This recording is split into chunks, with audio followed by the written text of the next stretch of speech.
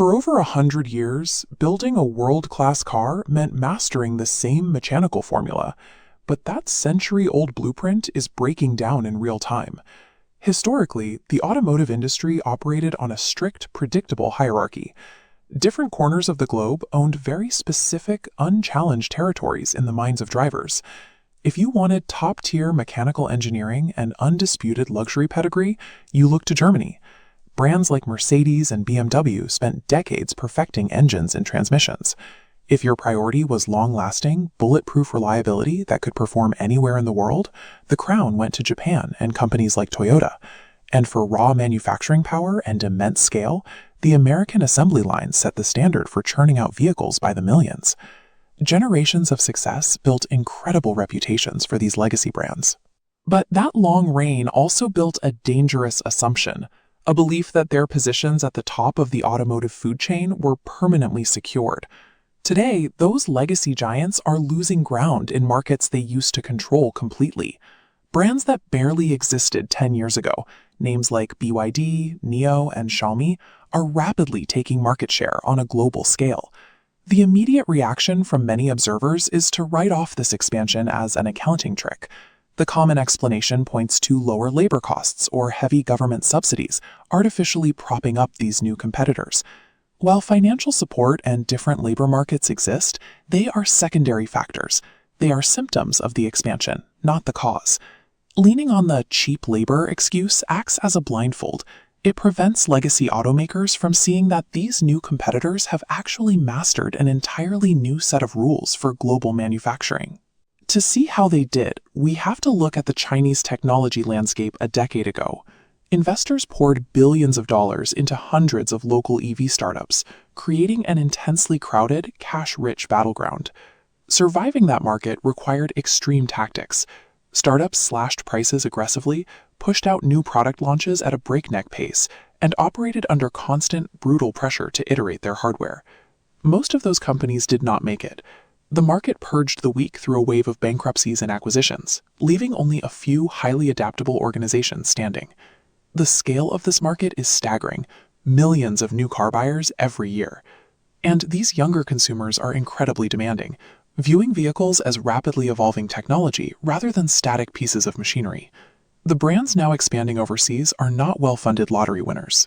They are battle-tested organizations that outlasted hundreds of direct rivals in the world's most unforgiving commercial environment. That environment forced them to build their businesses completely differently. For decades, legacy automakers used a horizontal structure. They sit at the middle of a massive web, with a central factory waiting for specialized parts to be shipped in from hundreds of external suppliers. That structure works great for building gas-powered cars. But with electric vehicles, the underlying technology changes constantly.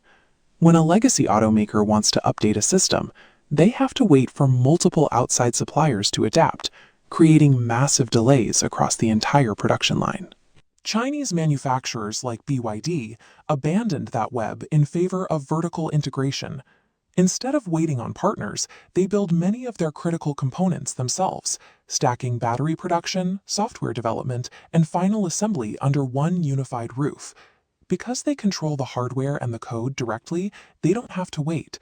They can design new features, push major updates, and even launch entirely new vehicle platforms in a fraction of the time it takes an older brand. By owning their supply chain, these companies operate at the speed of the tech industry, bypassing the slow, rigid timelines of traditional hardware manufacturing. This agility is crucial because the definition of a car is changing. Buyers are no longer primarily concerned with horsepower and transmission tuning.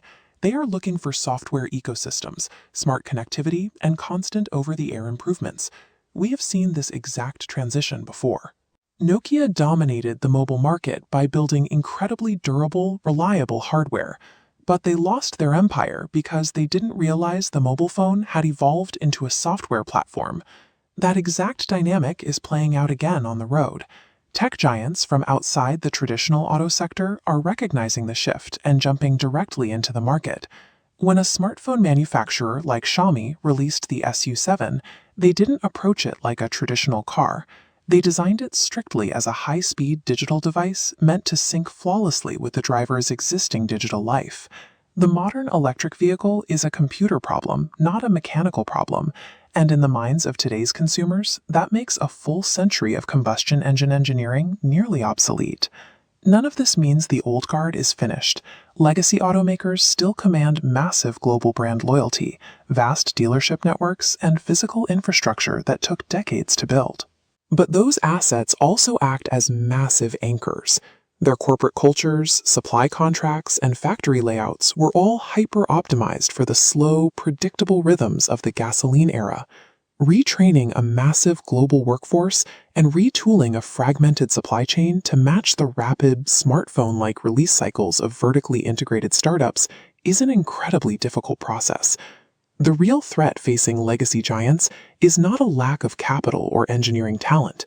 It is the friction embedded in their own organizational architecture, holding them back while the market accelerates.